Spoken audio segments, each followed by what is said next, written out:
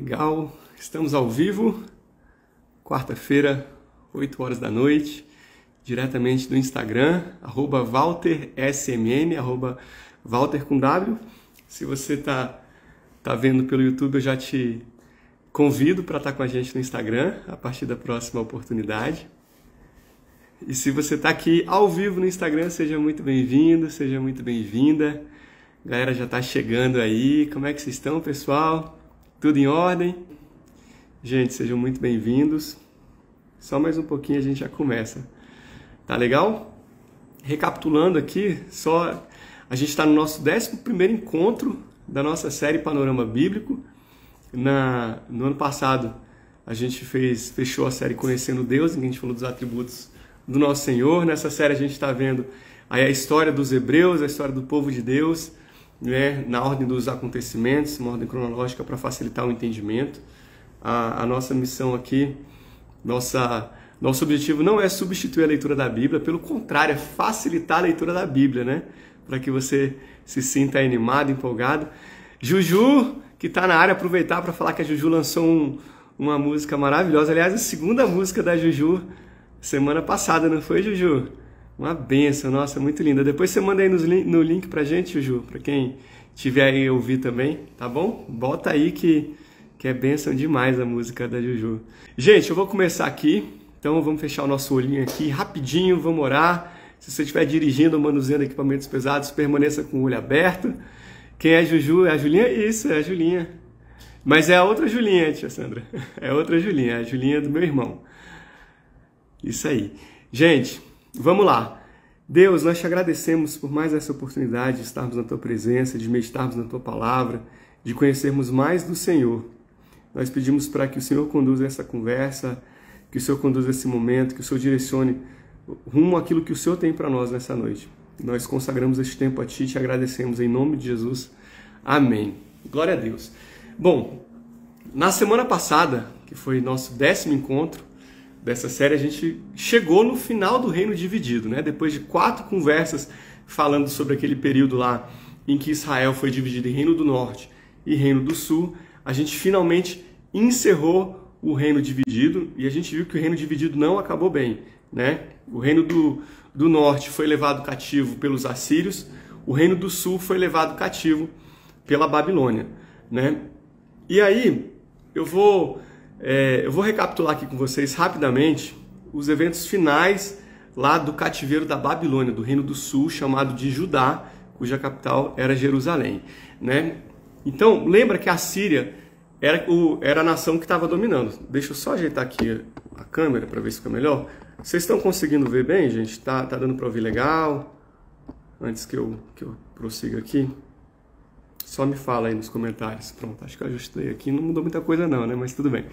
Bom, como eu estava falando, a Síria, por um tempo, foi a grande nação, né? Conquistou um monte de coisa, foi inclusive quem levou o Reino do Norte, né?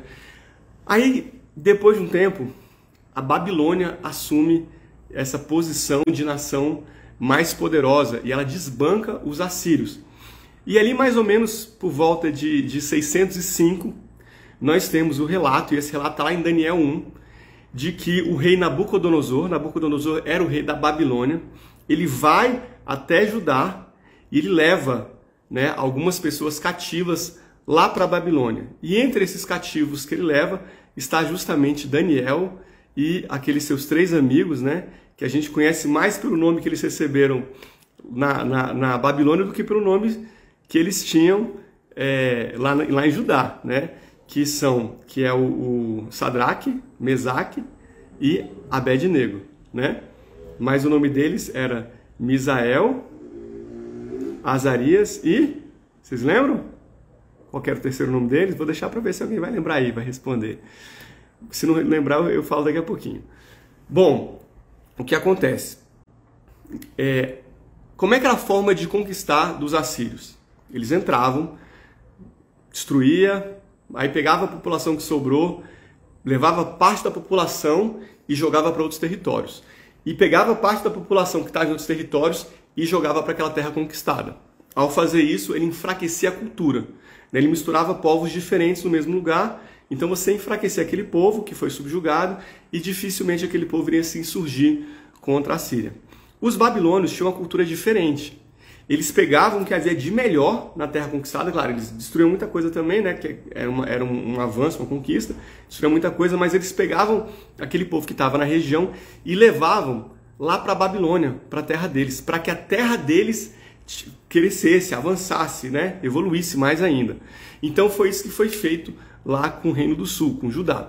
Então a primeira leva foi em 605 a.C., tá? Poucas pessoas, tá? Um punhado de pessoas foi levado, pessoas nobres da linhagem real, príncipes, e por isso a gente entende, inclusive, que Daniel e seus 3 amigos, muito provavelmente, eram descendentes ali da família real, da família de Davi. Eles são levados lá para a Babilônia para servirem, então, no Império. E aí, a segunda deportação, ela acontece em 598, 597. Essas datas da Bíblia, elas são datas aproximadas, né, gente? A gente não tem uma data precisa, assim, então sempre é aproximado, tá? Então ali em 597, 598, a gente tem a segunda deportação, que é a maior de todas. Dezenas de milhares de pessoas são levadas cativas lá para a Babilônia novamente, né?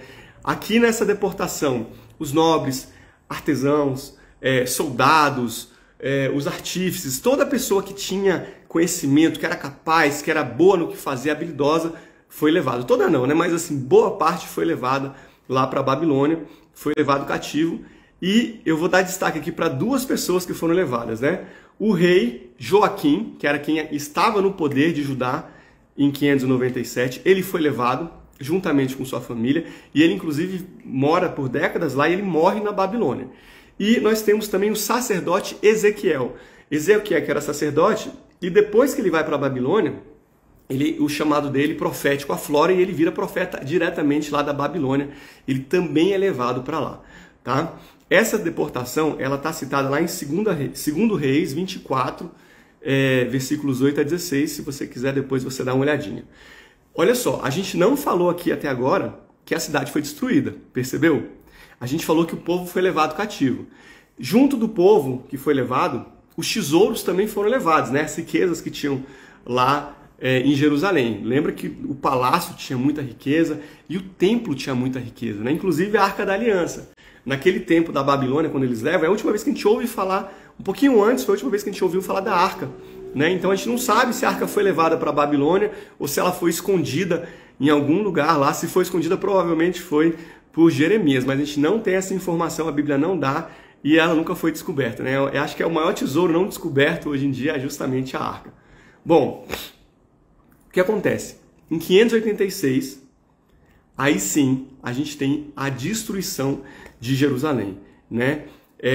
Se não me falha a memória, Joaquim, que estava governando. Vou olhar depois aqui. Tem a nossa linha do tempo aqui. Deixa eu só confirmar aqui. Bom, já era Zedequias, tá? Zedequias estava governando e Zedequias se insurge contra Nabucodonosor. E aí, meu amigo, Nabucodonosor foi com gosto de gás, sem dó nem piedade. E ele entrou lá em Jerusalém e ele destruiu Jerusalém. Jerusalém que era a capital por 400 anos, né? E ele arrasou a cidade. Ele derrubou os muros, ele incendiou o templo, ele derrubou o palácio. Enfim, foi um tempo muito difícil, foi algo muito pesado para os judaítas, né? Ou seja, os habitantes da tribo de Judá, né? Quando a gente falou lá atrás do tabernáculo, eu comentei com vocês que o tabernáculo simbolizava a presença do próprio Deus no meio do povo. Depois que veio o templo passou a ter esse papel na mente dos judaítas, né? Então, o templo representava justamente a presença de Deus, o próprio Deus ali no meio do seu povo, né? Tanto que quando o templo foi inaugurado, a presença do Senhor baixou lá, né? Da mesma forma que aconteceu com o tabernáculo também, né? Então, assim, quando o templo foi derrubado, o que isso teve como efeito na cabeça dos judaítas? Cara, o Senhor nos abandonou. O Senhor nos abandonou, porque vários antes já tinham profetizado da queda para a Babilônia, né? A gente já falou aqui que o próprio Isaías já tinha profetizado, a gente falou que Jeremias tinha profetizado, né? Então, assim, outros profetas, inclusive, falaram também da queda para a Babilônia. Então, a destruição do templo e o cativeiro não foram coisas que aconteceram sem o conhecimento do povo. Eles já estavam sendo avisados pelos profetas, mas eles não mudaram o comportamento. E por causa disso, veio, sim, o cativeiro, né? E esse sentimento de tristeza, de abandono, né, de lamentação, é retratado justamente nesse livro, Lamentações, que muito provavelmente foi escrito pelo profeta Jeremias, né? Nós falamos de Jeremias na semana passada, não vou repetir aqui. Se você não viu na semana passada, eu te convido a assistir, seja pelo Instagram, seja pelo YouTube, né? E é curioso porque Jeremias, inclusive, ele foi levantado justamente naquela transição, lá no finalzinho do reino dividido e no começo do período do exílio, mas ele não foi levado lá para a Babilônia, ele ficou lá em Judá e em determinado momento ele foi lá para o Egito, né? E Jeremias, ele já havia profetizado que o cativeiro duraria 70 anos, tá? Então ele já havia falado que por 70 anos a Babilônia iria subjugar as nações e depois o juízo de Deus viria sobre elas e a Babilônia seria arruinada, né? Então, assim, isso já tinha sido avisado para o povo. Nós temos aí uma outra deportação que acontece posteriormente, lá em 582 a.C., mas o fato é que o povo de Judá, então agora foi levado para a Babilônia. Todo mundo foi levado para a Babilônia? Não. Algumas pessoas ficaram, né? Essas pessoas que ficaram, entre elas estavam os mais pobres, né? E boa parte dos que ficaram fugiram e foram para o Egito com medo dos caldeus voltarem. Os caldeus eram os babilônios, né? Era o povo daquela região onde ficava a Babilônia, eram chamados de caldeus. Então eles ficaram com medo dos caldeus voltarem e eles foram lá para o Egito. E muitos, inclusive, não voltaram do Egito para Israel, mesmo depois do período do pós-exílio. Eles permaneceram lá. Tanto é que se a gente lembrar da história do nascimento de Jesus, para onde é que ele foi em determinado momento? Para onde que Maria e José levaram Jesus? Para o Egito, né? Então ali no Egito ainda tinha uma comunidade de judeus que morava lá, né? Muito provavelmente foram para lá justamente nesse período aí em que a Babilônia atacou, tá? Bom, como eu falei, a característica da Síria era de misturar os povos, enfraquecer a cultura. Foi o que eles fizeram, inclusive, com os samaritanos, né? Com o povo lá do Reino do Norte. E a gente viu que os samaritanos começaram a misturar, a adorar outros deuses, se casar com nações estrangeiras. E isso causou, inclusive, a grande rixa, né, entre os judeus e samaritanos. Os judeus, por outro lado, foram levados para a Babilônia. E lá na Babilônia, eles tiveram muita liberdade. A verdade é essa, né? Eles foram cativos no sentido de que eles não poderiam sair da Babilônia e retornar para sua terra de origem, né? lá para Israel. Mas na Babilônia, eles tinham muita liberdade, né? É interessante, vou procurar aqui a passagem, olha só. Jeremias, no momento em que eles são levados, Jeremias fica, como eu falei, lá em Judá, e Jeremias ele dá uma profecia em nome do Senhor, em que ele fala o seguinte, ó, está em Jeremias 29, versículos 4 a 10. Assim diz o Senhor dos Exércitos, o Deus de Israel, a todos do cativeiro, os quais fiz transportar de Jerusalém para a Babilônia. Edificai casas, habitai-as, plantai jardins, comei o seu fruto, tomai mulheres, gerai filhos e filhas, tomai mulheres para vossos filhos, dai vossas filhas a maridos para que tenham filhos e filhas, multiplicai-vos e não diminuais, e procurai a paz da cidade, para onde eu vos fiz transportar em cativeiro, e orai por ela ao Senhor, porque na sua paz vós tereis paz. Porque assim diz o Senhor dos Exércitos, o Deus de Israel, não vos enganem os vossos profetas que estão no meio de vós, nem os adivinhos, nem deis ouvidos aos vossos sonhos que sonhais, porque eles vos profetizam falsamente em meu nome, não os enviei, diz o Senhor. Porque assim diz o Senhor, certamente que passados 70 anos na Babilônia, vos visitarei e cumprirei sobre vós a minha boa palavra, trazendo de volta a este lugar. O que estava acontecendo? O povo foi para a Babilônia e Jeremias já está falando aqui em nome do Senhor. Imagina Deus falando com o povo. Olha, meus filhos, eu que levei vocês para a Babilônia. Fui eu que levei, fui eu que determinei a ida de vocês para a Babilônia. E é para vocês continuarem vivendo a vida de vocês. Esse é um período que eu determinei como até pedagogicamente. Vocês vão entender por que eu estou falando pedagogicamente, né? Mas fui eu que determinei. Então vocês vão se casar, vocês vão ter filhos, vocês vão multiplicar. Claro que não é uma ordem para se casar com pessoas estrangeiras, eram para se casar entre si, né? Lembrando dessa questão, porque a gente sabe que quando eles se misturavam com outros povos, eles acabavam caindo na idolatria, né? Então o Senhor fala que é para eles continuarem vivendo a vida e que era para orar pela paz da Babilônia. Gente, olha que coisa surpreendente, né? Ora pela paz da Babilônia, porque se essa nação tiver paz, vocês vão ter paz também. Isso é uma lição para a gente hoje em dia, né? Porque nós vivemos em tempos em que nós não concordamos muitas vezes com o governo, com aquilo que está acontecendo, com a política, e a nossa postura tem que ser de orar pela paz da nossa nação. Não de jogar maldição, mas sim de orar pela paz, de orar para que o reino do Senhor se estabeleça nessa terra, né? E aí tinham algumas pessoas, alguns profetas, falsos profetas que estavam sendo levantados lá no exílio, na Babilônia, para falar que depois de 3, 4, 5 anos eles iam retornar. Então Jeremias já está aqui falando para eles que estavam lá, ó, não se enganem, vai durar 70 anos, né? A Babilônia ainda vai ficar 70 anos até que o cativeiro acabe, né? Então é isso que a gente está vendo acontecer aqui. E a gente vê que isso realmente ocorre, né? Eles acabam vivendo, prosseguindo, né, a vida lá na Babilônia. Bom, como eu falei, o cativeiro ele teve um aspecto pedagógico e espiritual para o povo, né? Um aspecto muito importante, tá? Lembra que o povo não ouvia a voz do Senhor. E foi o motivo deles serem levados, né? Vocês lembram por que eles foram levados cativos? Idolatria, principalmente, né? Não observavam os estatutos do Senhor. Vamos lá. Em Deuteronômio, Deus já tinha falado por meio de Moisés: ouve, ó Israel, o Senhor teu Deus é o único Deus. Ou seja, Israel era para ser uma nação monoteísta. Mas você já parou para pensar que em todas as nossas conversas aqui dessa série do Panorama Bíblico, sempre, em todas elas, sem exceção, a gente falou que a nação estava caindo em idolatria e adorando falsos deuses? Falamos de Moloque, falamos de Baal, falamos de Azera e outras divindades, né, outras falsas divindades daquela região. Então a verdade é que os hebreus, né, os israelitas, eles não eram um povo monoteísta. Era para ser, mas eles caíam facilmente em idolatria. Quando o Senhor leva a nação dele lá para o cativeiro, gente, a idolatria acaba. A idolatria acaba. Eu vou sugerir que a partir de agora, quando você estiver lendo a Bíblia, quando você estiver lendo depois dessa parte, a partir do pós-exílio, né, e seguindo aí o Novo Testamento, repara nisso.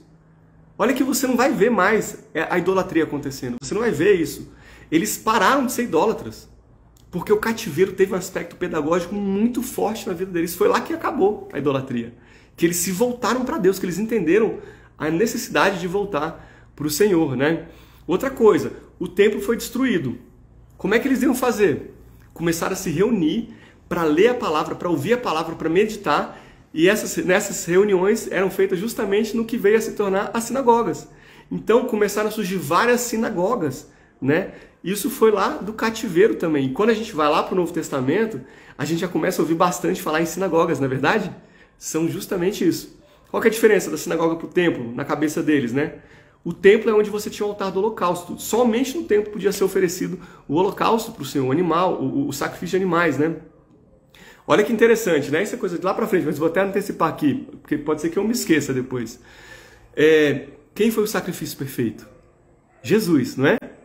O templo não foi destruído. A maioria dos judeus não acredita que Jesus é o Messias, infelizmente, não é verdade? A maioria dos judeus não acredita. Mas eles não têm mais templo. O templo foi destruído, não existe mais o templo. Eles não têm onde sacrificar. Eles só podiam sacrificar no templo. Então, eles não podem mais sacrificar. Então, Deus, em toda a sua soberania e sabedoria, não permitiu que eles continuassem sacrificando animais, porque não existe mais o templo. Eles só podiam sacrificar no templo, no altar do holocausto, que estava lá no templo. O Senhor tinha dado esse comando, que somente ali poderia ser oferecido o holocausto. Eu acho que eu cheguei, inclusive, a ler uma passagem na semana passada que falava isso. Com certeza. Essa questão de que somente ali que ofereceria... Ah, não foi aqui não, desculpa, estou misturando as bolas aqui. Mas foi no estudo do tabernáculo que eu tinha feito, e lá a gente vê que o Senhor fala que somente no altar do holocausto que poderiam ser oferecidos sacrifícios de animais para o Senhor. Então, ao destruir o templo, não tinha mais sacrifício de animal, né? Então, olha que interessante isso, né? Bom, voltando aqui então, a gente viu essa mudança, né, lá que aconteceu na Babilônia em relação à idolatria, que foi tratada, foi um tratamento de Deus realmente. A gente viu a questão aí também nas sinagogas. Então, a forma do judeu de adorar acabou mudando muito durante o cativeiro. Mudou muito, né? E eu quero lembrar para você, né, que a gente tem que partir aqui tendo em mente que a Babilônia não era um assentamento esburacado, cheio de terra não, viu, gente? A Babilônia era a grande metrópole da época, era Nova York, Paris, Milão. Olha isso aqui, ó. Olha isso aqui, gente. Vou mostrar duas cenas. Primeiro aqui nós temos um mapa. Isso aqui tudo é a Babilônia. Olha como a Babilônia expandiu, né? Só para você ter ideia, aqui está Jerusalém, ó. E a Babilônia começou por aqui e foi expandindo. E aqui do outro lado, nós temos um mapa da cidade da Babilônia. Gente, olha isso aqui. Está falando de 600 a.C., né? Então, a Babilônia era uma grande metrópole daquela região, né? E você vai entender a importância de eu estar falando isso logo, logo, tá? Deixa eu ver aqui, então. Então, lá na Babilônia, o povo vai e o povo acaba sendo tratado, né? Outra coisa interessante é que até houve mudança até na língua, né? Até então, era o hebraico, que era a língua muito falada, né? Lá na Babilônia, eles falavam aramaico, né? E depois da Babilônia, eles acabam incorporando esse aramaico também, né? Então, a gente vê, inclusive, em um dos livros que a gente vai ver hoje, o livro de Daniel, né? Vai falar sobre Daniel. O livro de Daniel começa com hebraico, o primeiro capítulo, e depois passa para aramaico. Lembra que no primeiro capítulo de Daniel ele está sendo deportado para a Babilônia? Depois vai para o aramaico, que era a língua que eles falavam lá, né? O livro de Jó foi escrito em aramaico, né? Embora a gente fale que o livro de Jó conta a história, uma das histórias mais antigas da Bíblia, né? Alguns acreditam que está lá no comecinho dos tempos, ali, que você colocaria ele cronologicamente lá naquela sequência inicial de Gênesis. Ele não foi escrito lá atrás. E a gente sabe disso porque ele foi escrito em aramaico. E aramaico começou a ser utilizado depois ali da Babilônia. Então é um livro que foi escrito depois daquele período, né? Então são coisas interessantes que começaram a mudar lá com o povo escolhido de Deus justamente por conta do cativeiro. Tem outra questão que eu estou lembrando aqui também, eu não vou conseguir lembrar da referência, né? Mas quando a gente vai lá para o Pentateuco, o Senhor fala do Shabat, né? O Shabat a gente associa muito ao sábado, né? De descanso. Mas o Senhor havia ordenado também que a terra deveria ter o Shabat. O que é isso? A cada 7 anos, a terra deveria ter o seu descanso. Então, as pessoas cultivavam por 6 anos e no 7º ano não se podia cultivar, né? O que a terra produzisse você colhia, mas você não cultivava. Era como se fosse um ano de descanso para a terra. E a cada 50 anos nós tínhamos o jubileu. No jubileu, você também tinha o descanso da terra. E o Senhor tinha falado lá atrás que se eles não observassem o descanso da terra, o Senhor ia levar o povo cativo para que a terra tivesse o descanso, por bem ou por mal, né? E é interessante que quando a gente vê os 70 anos que eles ficaram lá na Babilônia, tem um estudo que mostra que são justamente 70 Shabats, né? Você conta os Shabats mais os jubileus, dá exatamente os 70 que deveriam ter sido observados. Então a terra ficou lá no ano sabático. Como eles descumpriram essa ordem do Senhor, Deus mandou o povo para o cativeiro e nesse tempo a terra teve aquele descanso. Então olha como a palavra do Senhor, ela é perfeita, ela se cumpre. Nós falamos no ano passado que Deus era fiel, né? É um dos atributos de Deus.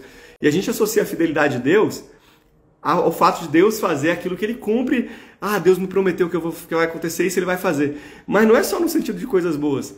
As coisas que Deus fala de punição, que Ele vai lançar sobre o povo, caso não obedeça, Ele também cumpre, porque Ele é fiel. A fidelidade significa que Ele faz tudo aquilo que Ele cumpre, que Ele promete, né? Sejam coisas que nos agradam, sejam coisas que nos desagradam, né? Essa é a fidelidade do nosso Deus, né? Então, isso acontece também, só uma curiosidade, essa questão do Shabat, né? No final de 2 Reis, deixa eu ver se eu acho aqui rapidamente, tem inclusive falando essa questão do descanso da terra, né? Aliás, deixa eu fazer assim, vou pedir para minha esposa procurar enquanto eu continuo aqui, só para não... Deixa eu ver se eu acho, se eu não achar rapidinho, aí eu peço para olhar essa passagem do Shabat.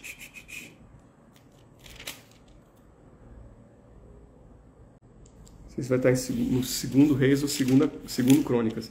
Eu vou procurar depois. Se alguém souber onde está aí, gente, que fala do Shabat da terra, tá lá no finalzinho do livro de 2 Crônicas ou de 2 Reis, um dos dois. tá? Aí você coloca aí nos comentários, que é bem interessante isso. Bom, então vamos lá. A gente falou que o povo foi levado para o cativeiro e 2 profetas muito importantes aparecem então no período do cativeiro. A gente já falou desses 2 profetas hoje. Quem são eles? Você lembra? Daniel e Ezequiel, né? Ezequiel, o livro de Ezequiel, ele trata as razões do exílio. Aí ele vai e ele faz profecia contra Judá, contra Israel, contra algumas nações. E logo depois ele fala também da restauração. Quem aqui lembra daquela passagem tão conhecida, né? Da visão que Ezequiel tem do Vale de Ossos Secos? É a mais conhecida do livro de Ezequiel, certamente, né? Pois é, tá lá. Bom, essa visão do Vale de Ossos Secos representa justamente isso. Assim como aqueles ossos secos, né, sem vida, recebem vida, assim eu vou fazer com o meu povo, que vai voltar do cativeiro no tempo oportuno, que vai voltar para a sua terra, né? Então é isso que significa aquela visão do Vale de Ossos Secos. E a gente tem o livro de Daniel, que é um livro maravilhoso, e o livro de Daniel, ele mostra para a gente justamente aquilo que o Senhor esperava do povo. Lembra que eu falei que Jeremias profetizou que o povo deveria continuar vivendo, orando pela paz, seguindo os mandamentos do Senhor, mas viver a vida dando o melhor? O livro de Daniel mostra justamente isso. Como é que o que Deus esperava que as pessoas fizessem, como é que as pessoas deveriam agir, né? Mostra isso, basicamente, né? Daniel é uma pessoa que faz justamente isso, tá? Então, o livro de Daniel, ele começa falando justamente da ida de Daniel com seus 3 amigos. Eu já falei o nome deles, né? Misael, Azarias, e quem que era o terceiro? Que ninguém botou nos comentários, né? Ninguém botou isso aí. Você lembra? Ananias. Bom, fala a história de Daniel e seus 3 amigos que são deportados, então, para a Babilônia. É interessante que Daniel está na Babilônia enquanto Jerusalém está passando por aquele processo, né, de mais deportação, da destruição da cidade e tudo mais. Daniel já estava na primeira deportação, foi para a Babilônia e começou a vida dele lá, né? Só para você situar aí na nossa linha cronológica. Bom, gente, eu acho tão precioso a forma como o livro de Daniel começa, porque pensa aqui comigo, né? Quando a gente puxa para a carne, nossa carne, quais são as coisas que dão prazer para a nossa carne? Fala aí. Enquanto você fala aí, eu vi que chegou um pessoal também, chegou o Julinho, chegou a irmã Tereza. Vamos lá, chegou quem mais? Chegou Tereza Viana. Quem mais está aqui? Tem uma galera que chegou. Gente, sejam muito bem-vindos. Que bom estar com vocês aqui. Lulu chegou também. Benção. Gente, o que dá prazer para nossa carne? Ó, vou falar algumas coisas aqui, tá? Descanso, tá com a família. Relação sexual é uma coisa que dá prazer para carne. Comer é uma coisa que dá prazer para carne, dá muito prazer. Viajar, né? Isso aí, ó, tô vendo aí, muito bom, mãe. Já me botei. Comer, viajar, exatamente, né? Vamos agora pensar em Daniel. Daniel com seus 3 amigos, né? Eles podiam, vou começar os exemplos aí. Eles podiam começar a usar esses exemplos, né? Podiam descansar? Não podiam. Não podiam. Eles foram levados e o rei ordenou que eles seriam preparados, né, para servirem diante do rei no palácio, né? Então eles foram na primeira leva porque eles eram sábios, eles eram inteligentes, eram bonitos, eles eram pessoas diferenciadas. Eles ficam por 3 anos sendo preparados justamente para servir no palácio. Eles não podiam viajar, eles não podiam estar com a família, porque eles estavam cativos lá. Eles não podiam ter relação sexual. Gente, muito provavelmente eles viraram eunucos, né? Então, cortaram os testículos deles para que não tivessem filhos. Então, também não podia ter filho, né? Por que isso? Porque, lembra, eles eram da linhagem real, são levados para um palácio lá na Babilônia. O que tem no palácio? Princesas, né? Mulheres nobres. Se tivesse relação com eles, tivesse filhos, podia depois insurgir, querer voltar, tomar o poder, tudo mais. Então, provavelmente, muito provavelmente, Daniel virou eunuco, né? Não podia fazer nada disso. O que sobrou? O que sobrou? Sobrou comer. Aí você pensa, cara, pelo menos comer eles podiam, né? E não só podiam, como o rei Nabucodonosor ordenou que por 3 anos eles fossem alimentados com o que havia de melhor, com os manjares, e bebessem do vinho do próprio rei. por 3 anos. Aí você pensa, cara, eu só posso fazer isso que dá prazer para minha carne, eu vou comer adoidado, não é verdade? Não é verdade. Porque qual foi a postura de Daniel e seus 3 amigos? Eles decidiram não se contaminar com os manjares do rei, com aquilo que alimentava a carne deles na Babilônia, que era muito provavelmente consagrado. Então eles viram e eles pedem para que eles comessem apenas legumes e bebessem água. Gente, olha que história tremenda quando a gente para e olha por essa perspectiva. Se você um dia quiser pensar em exemplo de abnegação, tá aí a história de Daniel para você, né? Basicamente, a única fonte de prazer, assim, né, para a carne que eles poderiam ter lá, eles abriram mão pelo Senhor, né? E o Senhor, claro, recompensou. O Senhor recompensou. A Bíblia fala que no final dos 3 anos não se achou ninguém tão sábio quanto os 4, né? E para Daniel, além do Senhor dar sabedoria, o Senhor deu o dom de revelação. E aí Daniel, ele foi colocado como governador lá na Babilônia, e os seus 3 amigos, né, foram colocados então como administradores sobre a Babilônia também, né? E a história de Daniel, ela prossegue e é muito interessante, porque olha só, logo depois disso, ainda no capítulo 2 de Daniel, a gente vê o rei Nabucodonosor tendo um sonho. E ele ordena que algum dos magos, dos sábios, dos adivinhos, revelasse o sonho para ele. O que significa o sonho que eu tive? Mas qual que é a pegada aqui? Ele não lembrava do sonho. E aí o povo vira e rei, isso que você está pedindo é impossível, ninguém consegue adivinhar isso, ninguém nunca pediu isso, porque isso é coisa de doido. Como é que alguém vai saber a revelação do sonho que você nem lembra que teve, né? E aí o rei virou e falou, não interessa, vocês estão me enganando aqui, vocês falam que vocês são sábios, inteligentes, ou vocês adivinham quais são, ou revelam qual é o significado do meu sonho, ou eu vou mandar matar todo mundo. Ninguém adivinhou, o rei deu uma ordem de matar todo mundo. Quando foram lá atrás de Daniel, Daniel olhou assim, uai, calma aí, o que aconteceu? Aí explicaram para ele. Ele, não, peraí, me coloca na presença do rei. Aí ele vai para o rei e fala, rei, me dá um tempinho, que eu vou revelar o que o senhor sonhou. E aí ele vai até os aposentos dele, ele se junta com os 3, e aí eles oram para o Senhor, e o Senhor mostra para Daniel qual foi o sonho que Nabucodonosor teve, e ele vai até o rei, e ele revela o sonho que o rei teve. E naquele sonho, é aquele sonho de uma grande estátua que tinha cabeça de ouro, que representava justamente Nabucodonosor. Depois você tinha, né, o peito de prata, aí você tinha o ventre de bronze, as pernas de ferro, os pés que era ferro e barro, e depois vinha uma pedra e destruía tudo.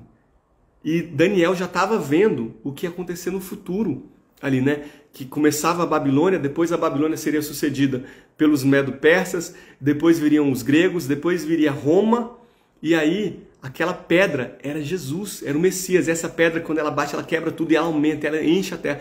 E ninguém pode parar, e essa pedra veio do Senhor, veio do próprio Deus, porque era Jesus. É isso que Daniel viu. Inclusive o livro de Daniel é falado por muitos como sendo o Apocalipse do Antigo Testamento, porque Daniel tem várias visões acerca do futuro, algumas delas que para muitos ainda nem aconteceram, né? Então é incrível o que acontece. Bom, curiosamente, no capítulo seguinte, o rei vai e faz uma estátua de ouro. E ele ordena que todo mundo se prostrasse diante daquela estátua. Mas 3 se recusam a se prostrar diante da estátua, né? Que são Sadraque, Mesaque e Abdenego, né?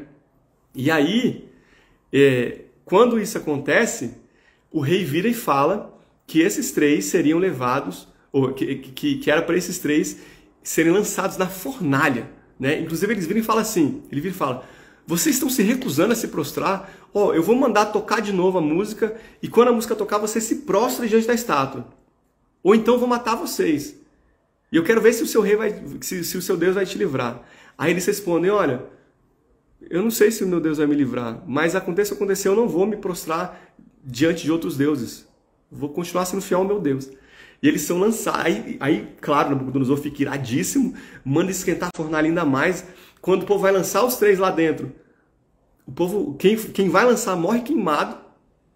E aí os 3 sobrevivem, inclusive aparece um quarto como a imagem de um filho de Deus, né, que fala lá na Bíblia, que era justamente Jesus, que estava lá andando com os três, e eles não se queimam, né? Não se queimam. O que significa os pés de barro e ferro? O ferro era Roma. Roma que era ferro. Aí, o que acontece, né? O rei tira eles naquela hora, né? Imediatamente, e aí eles ganham mais preeminência. No capítulo seguinte, o rei, ele tem um sonho, Nabucodonosor, de novo, e nesse sonho ele vê uma árvore frondosa, né? E aí, o que acontece? Essa árvore, ela dá mantimento, ela dá abrigo, ela dá um monte de coisa para animais, para pessoas. E essa árvore, ela é cortada por ordem de um ser celestial, de um anjo. E aí, essa árvore é reduzida basicamente nada. E depois de um tempo, ela recebe orvalho, recebe chuva. E só depois ela floresce. E aí, Daniel, de novo, é chamado para revelar o que significa aquele sonho. E olha a postura de Daniel, gente. Olha que coisa incrível. Quando Daniel ouve esse sonho, ele vira e ele fica agoniado, assim, preocupado. O semblante dele muda. E aí ele vira e fala: rei, que isso não seja sobre ti, e sim sobre os seus inimigos. Gente, olha essa postura de Daniel, que coisa preciosa, né? Daniel, ele estava cativo lá, ele foi feito eunuco. E Nabucodonosor era um rei terrível, gente. Ele não era um rei convertido, não, tá? Mas ainda assim, Daniel honra a autoridade, né? Ele fala: olha, tomara que isso seja dos seus inimigos. Mas ele fala, né? O Senhor te colocou em posição de autoridade, o Senhor te botou como rei sobre reis, te deu domínio sobre toda a terra, mas é Ele que manda em tudo. E você não está reconhecendo a grandeza do Senhor, né? Então o Senhor vai tirar a sua autoridade e vai te colocar para viver entre as feras do campo como um animal, até que você reconheça que o Senhor é Deus. E aí sim você vai ser restituído. Então o que eu sugiro para você, rei, é que você se arrependa, que você comece a ser humilde, comece a ajudar os pobres, para que o Senhor mude esse decreto. O rei, um ano depois, estava lá no palácio dele, aí ele olha para o horizonte, vê toda aquela glória e esplendor e fala: nossa, que coisa preciosa, maravilhosa que eu fiz. Pronto, nesse momento, aquele sonho lá se torna realidade, né? E ele vira um animal, uma fera, e ele vai morar no campo.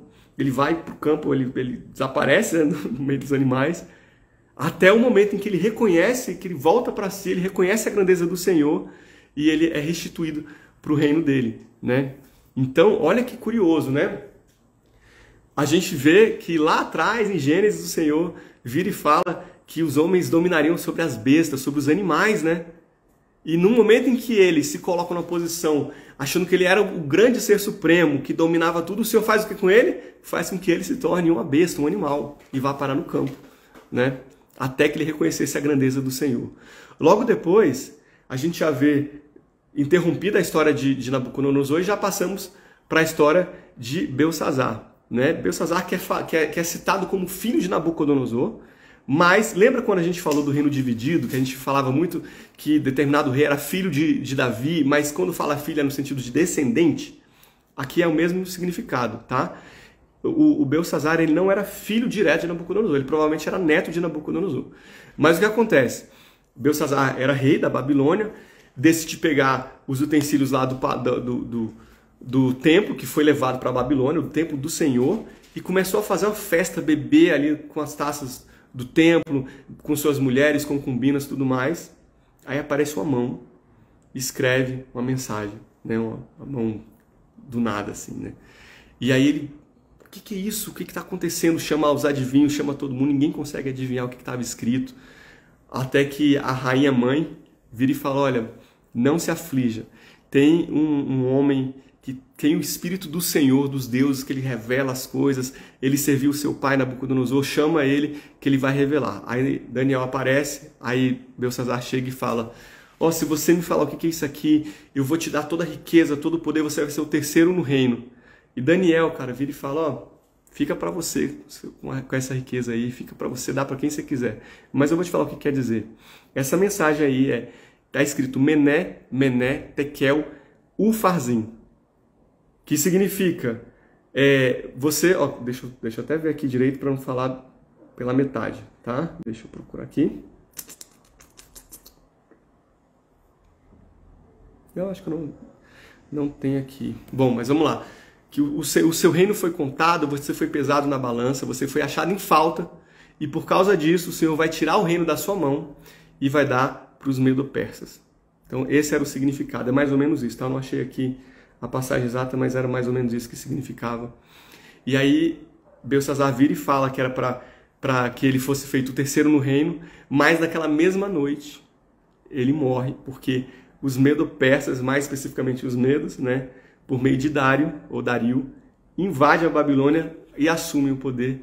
E com isso acaba, então, o reinado da Babilônia. Né? E agora a gente passa para o reinado dos medo-persas, né? Com Dario, enfim, que foi o primeiro de todos.